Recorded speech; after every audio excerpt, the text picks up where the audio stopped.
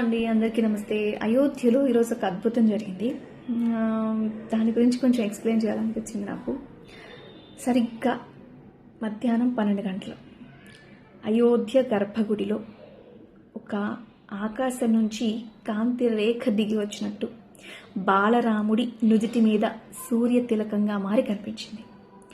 సాక్షాత్ సూర్య భగవానుడు తన వంశపు వారసుని పుట్టినరోజు శుభాకాంక్షలు చెప్పడానికి వచ్చినట్టుగా ఆ దృశ్యం కనిపించింది. కొన్ని కోట్ల మంది భక్తులు కళ్ళు చెమర్చారు ఆ దృశ్యం చూసి. ఇది విన్నాక మీకు ఎలా అనిపించింది? అయితే ఇక్కడ మనం ఇంకో విషయం మాట్లాడుకోవాలి. ఈ అద్భుతం వెనుక భక్తి మాత్రమే ఉందా? కాదు, భారత శాస్త్రవేత్తల మేధస్సు కూడా ఉంది.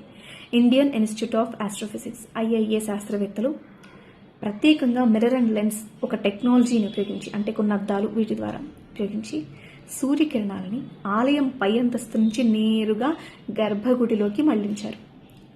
సో 4 నిమిషాల పాటు దాదాపుగా బాలరాముడి నుదిటి మీద సూర్యకాంతి ఎంత అందంగా మురిసిపోతూ వెలిగిపోయిందో తెలుసా?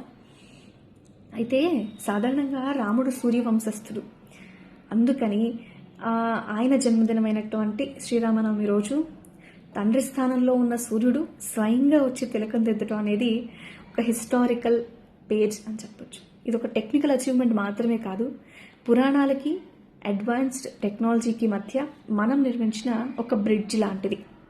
మన పూర్వీకులు ఆలయ నిర్మాణాన్ని ఎంత చక్కగా సృష్టించేవాళ్ళు, కానీ ఈరోజు ఈ దృశ్యం చూశాక అదొక మళ్ళీ క్రియేట్ చేశారా అంత గొప్పతనాన్ని అని అనిపించింది. కళావైభవం కూడా ఇది. ఈ అద్భుతాన్ని కన్నులారా చూడాలని లక్షలాది మంది భక్తులు అయోధ్యకి రావడం జరిగింది. విశేషం ఏంటయ్యా అంటే VIP దర్శనాలన్నీ పక్కన పెట్టి సామాన్య భక్తులకి ఇంపార్టెన్స్ ఇచ్చారట. మరి మీరు కూడా అందులో ఉన్నారా? 56 రకాల నైవేద్యాలు, లక్షలాది మంది జై శ్రీరామ్ అని నినదిస్తూ అయోధ్య నగరం ఇప్పుడు వైకుంఠంలాగా ఉందని చెప్తున్నారు. సో ఓవరాల్గా భక్తికి ఒకవేళ టెక్నాలజీ కనుక యాడ్ అయితే ఎన్ని అద్భుతాలు క్రియేట్ చేయొచ్చో. ఒక రకంగా చెప్పాలంటే మన దేవత ఆయుధాలు కూడా టెక్నాలజీ అని అంటారు. మరి మీరేమంటారు?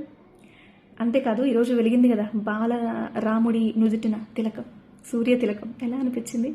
అది మీరు లైవ్లో చూసారా, లేకపోతే జస్ట్ ఈ ఎక్స్పీరియన్స్ని షేర్ చేసుకున్నారా? కామెంట్ చేయండి.